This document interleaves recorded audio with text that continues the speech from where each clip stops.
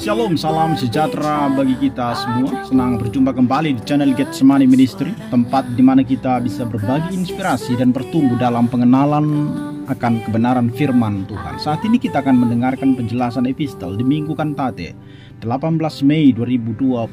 Sebelumnya, mari kita bersatu di dalam doa.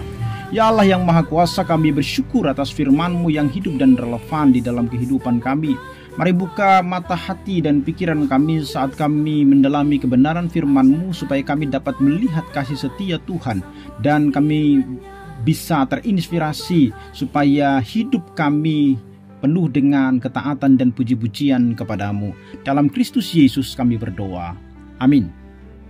Bapak Ibu Saudara, firman Tuhan bagi kita diambil dari kitab Hakim-Hakim pasal yang kelima ayat 1 sampai dengan 12. Demikian firman-Nya.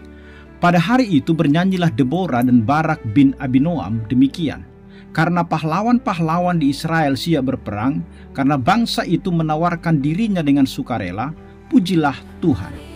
Dengarlah ya raja-raja, pasanglah telingamu ya pemuka-pemuka. Kalau aku mau bernyanyi bagi Tuhan, bermazmur bagi Tuhan Allah Israel. Tuhan, ketika engkau bergerak dari Seir, ketika engkau melangkah maju dari daerah Edom, bergoncanglah bumi, tirislah juga langit, juga awan tiris airnya. Gunung-gunung yakni Sinai bergoyang di hadapan Tuhan Allah Israel. Dalam zaman Samgar bin Anat, dalam zaman Yael, kafilah tidak ada lagi dan orang-orang yang dalam perjalanan terpaksa menempuh jalan yang berbelit-belit. Penduduk pedusunan diam-diam saja di Israel. Ya, mereka diam-diam sampai engkau bangkit. Deborah bangkit sebagai ibu di Israel. Ketika orang memilih Allah baru, maka terjadilah perang di pintu gerbang. Sesungguhnya perisai ataupun tombak tidak terlihat di antara 40.000 orang di Israel. Hatiku tertuju kepada para panglima Israel, kepada mereka yang menawarkan dirinya dengan sukarela di antara bangsa itu. Pujilah Tuhan, kamu yang menunggang keledai betina putih, kamu yang duduk di atas permadani, kamu yang berjalan di jalan, ceritakanlah hal itu. Di tengah-tengah penimbahan air, menurut suara orang-orang yang berdendang, di sanalah orang menyanyikan perbuatan Tuhan yang adil.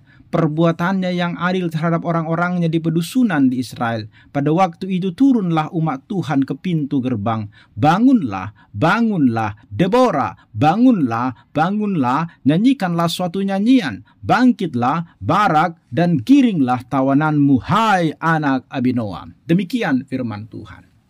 Bapak Ibu Saudaraku yang terkasih, dalam hidup ini kita sering menghadapi tantangan besar yang tampaknya mustahil untuk diatasi. Bisa saja itu masalah keluarga, pekerjaan, atau bahkan pergumulan rohani. Tetapi lewat firman Tuhan hari ini mengingatkan kita bahwa Allah adalah pembebas yang setia. Dari Hakim-Hakim pasal 5 ayat 1 sampai 12, ini tidak hanya mencatat sebuah peristiwa yang historis, tetapi juga mengajarkan sebuah prinsip-prinsip rohani yang relevan sampai dengan saat ini. Dalam Minggu Kantate, kita mengingat bahwa nyanyian yang disampaikan di dalam teks ini mengingatkan kita bahwa Allah tetap setia membebaskan umatnya dari penindasan modern seperti dosa, ketakutan, atau tantangan hidup lewat pemimpin yang taat dan umat yang bersatu. Panggilan untuk memuji Allah dalam nyanyian ini juga mengajak kita untuk merespon karyanya dengan ibadah dan kesaksian. Melalui nyanyian kemenangan Deborah dan Barak, kita belajar bagaimana Allah bekerja lewat pemimpin yang taat dan umat yang bersatu untuk mengalahkan musuh dan memuliakan namanya. Mari kita lihat teks ini secara ekspositori dan kita bisa melihat apa yang menjadi kebenaran bagi kita saat ini. Yang pertama, ayat yang kedua sampai dengan ayatnya yang kelima, bahwa kasih setia Allah sebagai pembebas. Kita lihat di ayat yang kedua itu, ketika pemimpin memimpin di Israel, ketika bangsa menyerahkan diri dengan sukarela, pujilah Tuhan. Nyanyian ini dibuka dengan sorakan syukur atas kemenangan atas Sisera dan pasukan Kanaan. Kita bisa baca di Hakim pasal yang keempat, di mana di ayat 2 ini menyoroti dua elemen kunci, yaitu pemimpin yang taat dan umat yang rela berkorban. Namun inti kemenangan ini bukan pada manusia, tetapi pada Allah. Dan kalau kita perhatikan nanti di ayat 3 sampai dengan ayat yang kelima, Allah itu digambarkan sebagai Raja alam semesta. Ayat yang kelima dikatakan gunung-gunung lumer di hadapan Tuhan dan hujan serta banjir di sungai Kison. Hakim 4 ayat 15 menjadi alat Allah untuk menghancurkan musuh. Dari sini kita bisa melihat bahwa Allah adalah pembebas yang berdaulat. Sekalipun Israel lemah dan tidak memiliki senjata yang canggih, seperti disebutkan di ayat yang ke-8 itu, Allah menggunakan alam untuk menunjukkan bahwa kuasanya melampaui kekuatan manusia. Ini menggemakan apa yang ditulis di dalam Keluaran 15, di mana Musa menyanyikan kemenangan atas Fir'aun, menegaskan bahwa Allah itu adalah Allah yang setia kepada umat perjanjiannya. Oleh karena itu, lewat bagian pertama ini kita diajak untuk percaya pada kuasa Allah. Jadi ketika menghadapi dalam tanda kutip sisera dalam hidup kita, seperti masalah yang tampak tidak teratasi, ingatlah bahwa Allah lebih besar. Apakah itu krisis keuangan, konflik keluarga, atau pergumulan rohani, mari serahkan kepada Allah dalam doa dan percaya pada kuasanya. Dan kita diajak lewat bagian pertama ini untuk bersyukur atas pembebasan. Sama seperti Israel, kadang-kala kita lupa memuji Allah setelah Ia menolong kita. Oleh karena itu kita diingatkan supaya kita memberikan waktu untuk mengingat dan bersyukur atas karyanya dalam hidup kita. Apa yang bisa kita lakukan? Mungkin kita juga bisa bernyanyi memuji Tuhan dengan sungguh-sungguh dan serius di sepanjang kehidupan kita. Yang kedua, Bapak Ibu Saudara, ayat yang ke-6 sampai dengan ayat yang ke-9, yaitu kepemimpinan yang taat dan persatuan umat. Di ayat yang ke-6 sampai dengan ke-7 dituliskan pada zaman Samgar, jalan-jalan raya sudah sepi. Sampai aku, Deborah, bangkit sebagai ibu Israel. Jadi kalau kita perhatikan ayat yang ke-6 sampai dengan ayat yang ke-8, di situ digambarkan sebenarnya bagaimana masa kelam sebelum kemenangan itu dicapai oleh mereka. Di mana jalan sepi karena ancaman musuh, senjata itu langka, dan umat terjerat penyembahan berhala di ayat yang ke-8. Di tengah keputusasaan itulah kemudian Allah memanggil Deborah, seorang wanita, untuk menjadi ibu di Israel. Ayat yang ke-7 itu. Di mana di situ sesungguhnya kita lihat ada simbol kasih, ada simbol keberanian dan kepemimpinan rohani. Dan kalau kita perhatikan Barak yang awalnya ragu, kalau kita baca di Hakim-Hakim pasal yang ke-4 itu, kemudian dia menaati panggilan Allah di ayat yang ke-9. Dia juga memuji suku-suku yang bersedia berperang, menunjukkan bahwa kemenangan itu memerlukan persatuan. Dari sini kita belajar bahwa Allah memakai orang-orang yang tidak dianggap dunia, sama seperti Deborah yang seorang perempuan dipakai oleh Tuhan untuk melakukan karyanya. Kita harus memahami pada masa itu perempuan itu dipandang sebelah mata. Tetapi Tuhan bisa memakai orang-orang yang tidak dianggap oleh dunia untuk melakukan karyanya. Dan persatuan umat adalah cerminan iman kolektif kepada Allah. Sementara ketidaktaatan seperti penyembahan berhala itu akan membawa penderitaan.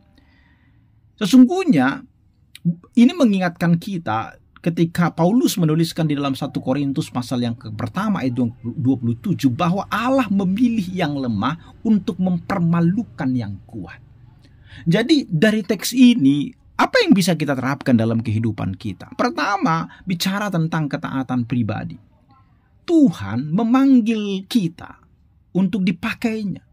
Meskipun kadang-kala kita merasa tidak layak di hadapan Tuhan. Kita bisa sesungguhnya menjadi pelayan di gereja. Apa yang bisa kita lakukan? Menjadi saksi di tempat pekerjaan kita, atau mendampingi orang mungkin yang sedang terpuruk yang membutuhkan bantuan kita. Mari kita taat seperti Deborah dengan iman. Yang kedua, sesungguhnya kita bisa lihat persatuan dalam gereja. Kemenangan rohani memerlukan kerjasama. Maka mari libatkan diri dalam komunitas iman di gereja di mana kita berada lewat mungkin kelompok doa, pelayanan, dukungan bagi jemaat yang lain. Hindari perpecahan karena itu tidak berguna. Karena persatuan adalah kekuatan tubuh Kristus. Dan itu tadi kita bisa dipakai oleh Tuhan. Sama seperti Deborah yang hanya seorang perempuan yang tidak dipandang pada masa itu. Tapi Tuhan bisa memakainya. Dan Tuhan juga bisa memakai kita. Yang dibutuhkan di situ adalah ketaatan kepada perintah Tuhan. Yang ketiga, Bapak Ibu Saudara, ayat yang ke-10 sampai dengan ayat yang ke-12, puji-pujian sebagai respon iman. Di ayat yang ke-12 dikatakan, bangunlah, bangunlah hai Deborah, bangunlah, bangunlah, nyanyikanlah nyanyian. Di dalam bagian ini, mengajak semua lapisan umat, dari yang kaya hingga yang miskin, untuk menceritakan karya Allah di tempat-tempat umum, ayat 11 itu.